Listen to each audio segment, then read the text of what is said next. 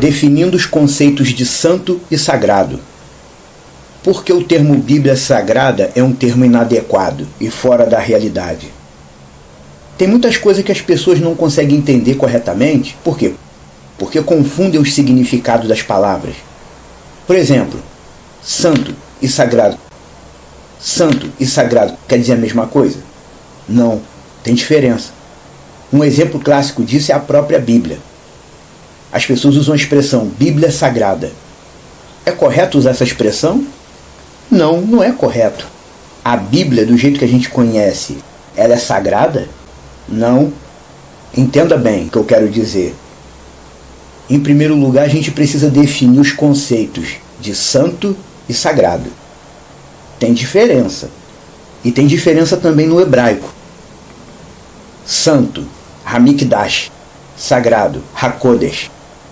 O Espírito de Deus é Ruach HaKodesh, literalmente o Espírito Sagrado, ou o Espírito que santifica. O templo que tinha em Jerusalém, no original ele se chamava Beit HaMikdash, que literalmente significa a casa santificada, ou a casa que foi santificada. Foi santificada para ser a casa de Deus. Está notando a diferença? Santo é tudo aquilo que precisa ser santificado ou consagrado a Deus. Sagrado é tudo aquilo que santifica ou consagra algo a Deus. Você compreende? Santo é aquilo que precisa ser santificado. Sagrado é aquilo que santifica. O templo de Israel era Beit HaMikdash, não era Beit HaKodesh, porque não era a casa sagrada. Era Beit HaMikdash, a casa que precisou ser santificada. Precisou ser consagrada a Yah, senão ela não seria santa. Ruach HaKodesh é o Espírito que santifica. Por quê? Porque ele santifica. A presença dele santifica. A presença dele na pessoa consagra a pessoa a Deus. O poder de santificar reside nele, no Ruach HaKodesh. A Torá é santa, é sagrada. A Torá é sagrada, porque ela é a instrução divina que veio dos céus para nós. A Torá, com tudo que está escrito nela, ela santifica o ser humano, santifica o povo de Israel. E se o estrangeiro começar a estudar a Torá, santifica ele também, porque ele começa a pegar os conceitos corretos da vida que Deus quer para a pessoa aqui na Terra.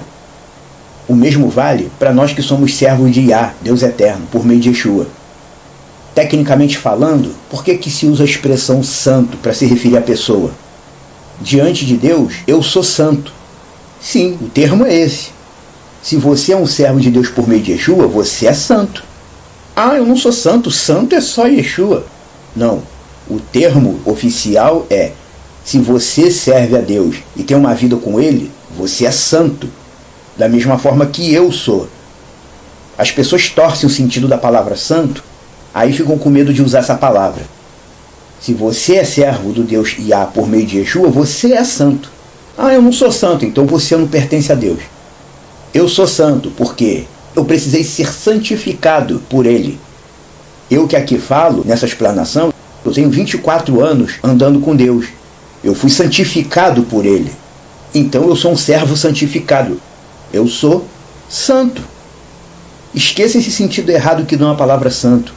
Se você é um servo de Deus que anda com Yeshua, você é santo. E nós que somos santos fomos santificados pelo texto sagrado, que, como o nome diz, é sagrado. Porque o texto sagrado, com tudo que nele está escrito, santifica aquele que o põe em prática.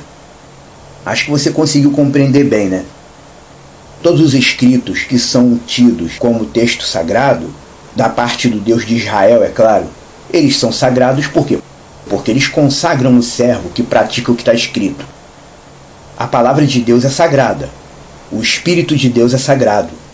O próprio Deus, Yah, é sagrado, porque Ele santifica. O que pode santificar o ser humano é sagrado. Porém, o templo não era sagrado. O templo era santo. Da mesma forma que a sinagoga não é sagrada. É, no máximo, santa. De repente tem sinagoga que nem santificada não é. Mas não vamos entrar nesse termo. O templo, a igreja evangélica, a igreja cristã, no máximo pode ser santa, mas sagrada não. Tem crente que diz, eu já ouvi, dizer que a igreja é território sagrado. Não é não. A igreja pode ser no máximo santa. É coisa que já está difícil, né? Porque nem a própria terra prometida não é sagrada. Ela é santa. Israel é sagrado? Não, Israel é santa. Jerusalém é cidade santa. Não é cidade sagrada. É a cidade santa. Quando Iá falou com Josué, ele disse: tira a sandália do pé porque a terra onde você está é santa. O simples fato de estar na terra de Israel não santifica ninguém. Por isso, a terra de Israel não é sagrada. Ela é santa. Precisou Iá santificar aquela terra para o povo dele. Você compreendeu bem os conceitos, né? De santo e sagrado. Então vamos para a pergunta inicial que eu coloquei. Por que a Bíblia não deve ser chamada de sagrada? Se eu acabei de falar anteriormente que o texto sagrado é sagrado. Se o texto sagrado é sagrado, a Bíblia é sagrada. Não, a Bíblia não é sagrada porque a Bíblia não representa os textos sagrados em sua totalidade. A Bíblia é uma seleção pensada. Nem tudo que é sagrado está na Bíblia. O sistema deixou muitos escritos de fora. Isso que nós chamamos de Bíblia, os 66 escritos, não é o texto sagrado em sua totalidade. Não é tudo que era chamado de texto sagrado no primeiro século que está na Bíblia. Logo, a Bíblia é parcial, é incompleta. E se é incompleta, não é sagrada. É no máximo santa. Essa Bíblia que nós conhecemos não contém tudo que foi reconhecido como texto sagrado pelos antigos. Muita coisa foi deixada de fora da Bíblia de propósito. Quando o Vaticano diz, por exemplo, a Igreja é a mãe da Bíblia, na verdade eles estão certos, porque foram eles que criaram essa Bíblia que a gente conhece. Pegaram alguns escritos que fazem parte do texto sagrado, fizeram uma seleção, uma separação, juntaram alguns textos sagrados, aí depois alteraram a tradução da maioria deles. Só nisso aí já deixou de ser sagrado. É no máximo santo. E como podemos saber que um texto é sagrado ou não? Você está dizendo que tem texto de fora da Bíblia que é inspirado, é de Deus. Como é que a gente sabe que um texto é sagrado ou não? Podemos saber pelo que está escrito nele. O próprio conteúdo do texto já mostra se ele é sagrado ou não. Livro de Enoque, Evangelho de Nicodemos, Apocalipse de Abraão, Testamento dos Patriarcas. São textos que deveriam fazer parte da Bíblia, mas não fazem. O sistema os deixou de fora. Se você pegar qualquer um desses textos, ou até mesmo o chamado Apocalipse de Pedro, que é um texto mais curto, de 30 e poucos versos, esses textos, se você lê esses textos detalhadamente, esses textos nos santificam e confirmam tudo que é de Deus. Só de você ler o que está escrito no texto, você sabe se ele é de Deus ou não. E o texto sagrado ele tem 3 características básicas. O texto sagrado, ele exalta o Deus Iá, que é o único que existe. Ele aponta ou reconhece Yeshua como redentor da humanidade. E ele não contraria a Torá. Apresentou essas 3 características, o texto é de Deus. É digno de ser contado entre os textos sagrados. Você vê, por exemplo, a nossa Bíblia não contém livro de Enoque. Aí o crente diz, o livro de Enoque não é de Deus. Tem gente que faz vídeo no YouTube, não sei quantas razões, 10 razões, 7 razões porque o texto de Enoque não é inspirado. Tem gente que não sabe de nada. A própria igreja etíope, que é antiga, usa um exemplar de Bíblia que contém o livro de Enoque. Na Bíblia da igreja etíope tem o livro de Enoque junto com esses que a gente tem. Na verdade, a nossa devia conter também o livro de Enoque, mas deixaram de fora, por vários motivos. E texto sagrado não é só esses 66 da Bíblia. Por exemplo, no texto de Jacó, que chamam de Tiago, o que Jacó diz? Não é à toa que está escrito que é com ciúme que o Espírito anseia por nós. Você lembra dessa passagem? Em algumas Bíblias diz, ou você supõe que é em vão que está escrito, é com ciúme que por nós anseia o Espírito, que ele fez habitar em nós. O Jacó, chamado Tiago, ele disse que isso está escrito. Está escrito aonde? Até hoje ninguém conseguiu detectar onde está escrito isso. Eu mesmo, nas minhas pesquisas, nunca encontrei onde está escrito isso. Se existe um escrito de Deus que diz, é com ciúme que por nós anseia o Espírito que ele fez habitar em nós, e ninguém achou, mais do que suficiente para entender que tem texto sagrado fora do que a gente chama de Bíblia. O sistema religioso fez várias alterações nos escritos, mudou a tradução, colocou os escritos de um jeito que agora fica parecendo que a Bíblia se contradiz. Essa Bíblia que a gente tem atualmente, ela também não é sagrada por isso. Do jeito que as traduções adulteradas ficaram para a gente hoje em dia, a Bíblia em português apresenta contradições, sim. O texto é sagrado em sua forma original, onde ele não apresenta nenhuma contradição. Mas entenda isso, toda vez que parece que a Bíblia está se contradizendo, na verdade, isso é fruto das traduções erradas que colocaram no texto. Traduções erradas e maliciosas. O objetivo daquela gente que fez isso era esse mesmo, colocar a Bíblia em descrédito, para a pessoa pegar e olhar e falar: ih, tá tudo se contradizendo, isso aqui não é de Deus nada. O objetivo deles era esse. E ainda tem um pessoal chato por aí que fica fazendo vídeos longuíssimos para dizer que o Novo Testamento não tem original, só tem cópia de cópia, para dizer que as epístolas não estão na ordem cronológica, que não foi Pedro que escreveu 2 de Pedro e que foi Paulo que escreveu Hebreus. Eu digo para você confortavelmente, com toda segurança, essa gente não sabe de nada. Eles estão apenas se baseando na teologia tradicional. E teologia não ensina nada a ninguém. A teologia também foi inventada pelo sistema. Esse tipo de colocação só serve para massagear o ego de quem já acredita no que eles falam. Na verdade, nenhum texto sagrado tem original, nem a Brit Hadashah, nem Jó, nem os profetas, nem a própria Torá. Qual é o original da Torá? As 2 tábuas de pedra que Moisés trouxe do Sinai. Cadê essas tábuas que ninguém sabe?